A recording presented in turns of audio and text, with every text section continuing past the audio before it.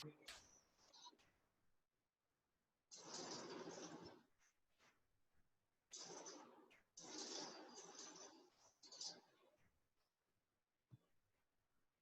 example, if we said that capital account, if a current account deficit can be paid out through capital account. You can pay it out from capital account money, and if there is a surplus, you can add on to capital account. It gets added to the capital account.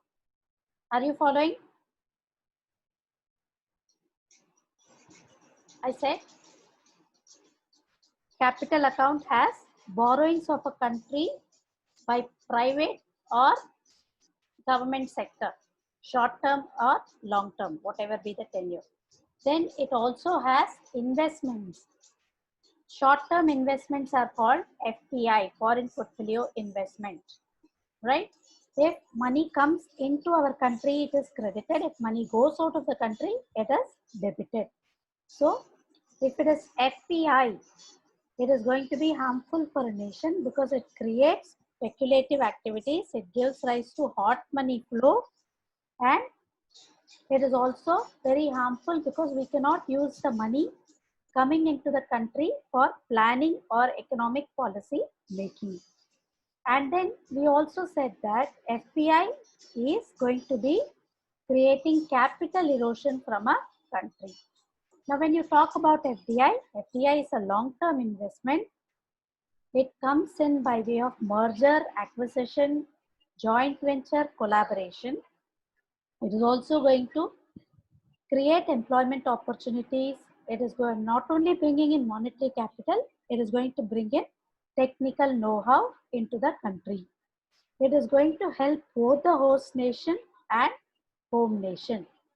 Therefore, when FDI comes in, the capital can be used for economic policy making and planning for future.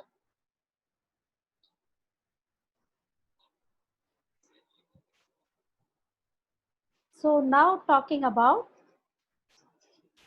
adjustments, whatever is the deficit in current account, it can be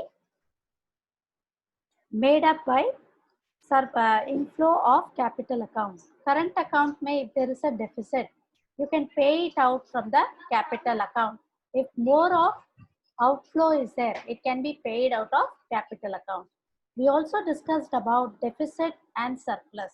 If inflow exceeds outflow, we call it as surplus. If outflow exceeds inflow, we call it as deficit. I hope I am clear. Recap, capital account records all capital inflows and outflows. Capital outflows may be in the form of borrowings from other countries, borrowings from other countries. If it is inflowing, if we have borrowed money, we are crediting it. If we are lending money, we are debiting it, right?